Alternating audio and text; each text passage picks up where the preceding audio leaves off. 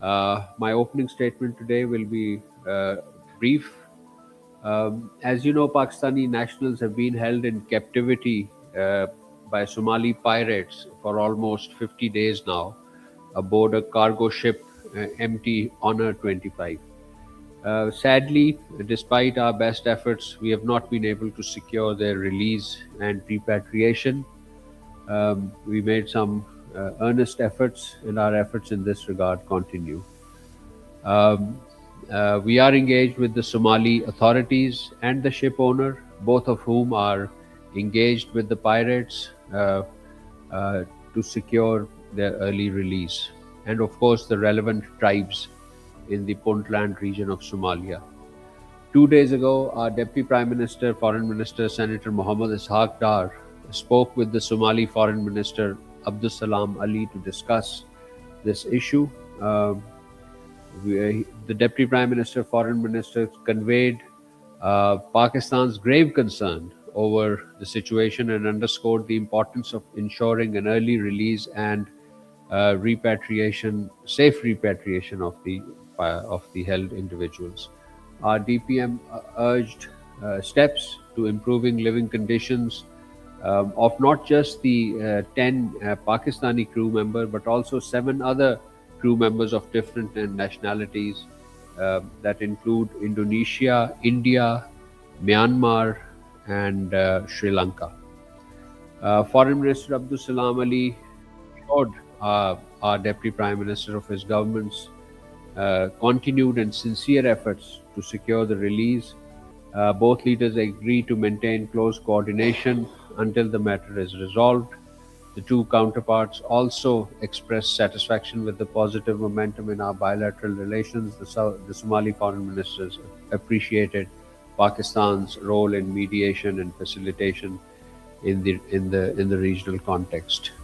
On particularly on this issue of piracy, I wish to underscore that the government of Pakistan has taken a number of resolute steps to free Pakistani hostages.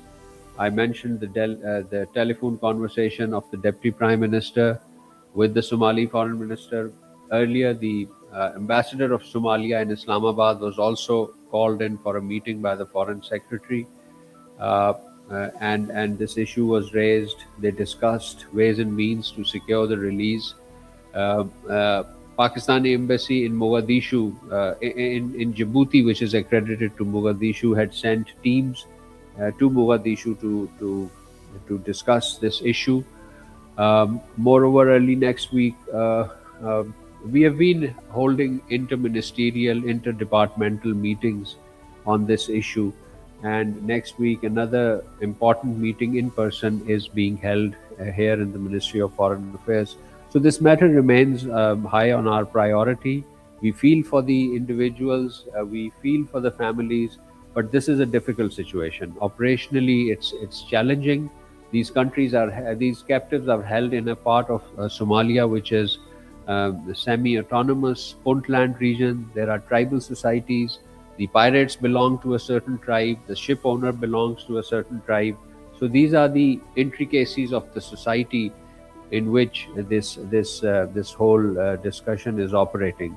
So we urge patience, but of course, we feel for the relatives of these individuals. Moving on to Middle East and the standoff in the Gulf region, Pakistan remained deeply concerned at the situation in the region marked by recent escalation. We appeal to the parties to adhere to the understanding reached on the ceasefire, end hostilities, to widen space for dialogue and diplomacy. Pakistan reaffirms its support for the peaceful resolution of all outstanding issues. We are of the view that diplomacy and dialogue should be the guiding principles for achieving negotiated settlement of all contentious issues in accordance with the rights and responsibilities of the relevant parties. Pakistani mediatory and facilitative efforts have endeavored to end hostilities, save lives, and give diplomacy a chance. In this regard, as you know, Minister of Interior was in Tehran this week, where he held important meetings with Iran's leadership.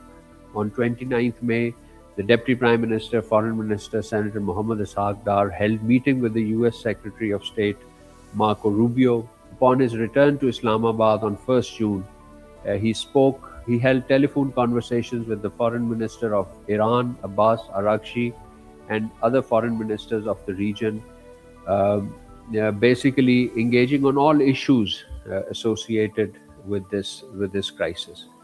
Uh, Sequentially and following strong advocacy from Pakistan, the US and Israel engaged directly at the summit level on the late night, early morning of the 2nd June Pakistan time.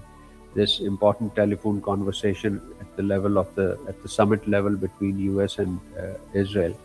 And as a result, Israel and Lebanon agreed on a ceasefire, and this ceasefire was possible through the good offices of the United States. Despite the fragility of the situation on ground in Lebanon, particularly in South Lebanon, this was a positive development, and we hope that it will be lasting and will be implemented, particularly by Israel. This week, Lebanese Army Chief General Rodolphe Hakel visited Pakistan. He called on the Pakistan's Chief of Army Staff and Chief of Defense Forces, Field Marshal Sayyid Asim Munir. You covered the readouts issued by the ISPR on this important development. Uh, Pakistan, along with and one important development which just happened late last night, and we just issued a press readout, was the telephone conversation between our Deputy Prime Minister and Foreign Minister Senator Mohammad Ishaq Dar with his Turkish counterpart, Mr. Hakan Fidan.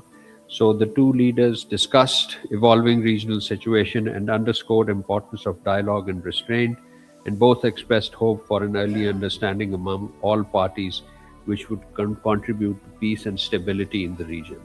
So, ladies and gentlemen, Pakistan, along with its countries, partners in the region and beyond, continue to undertake constructive diplomatic engagements in supporting de escalation, ceasefire, and broader pursuit of stability in the region.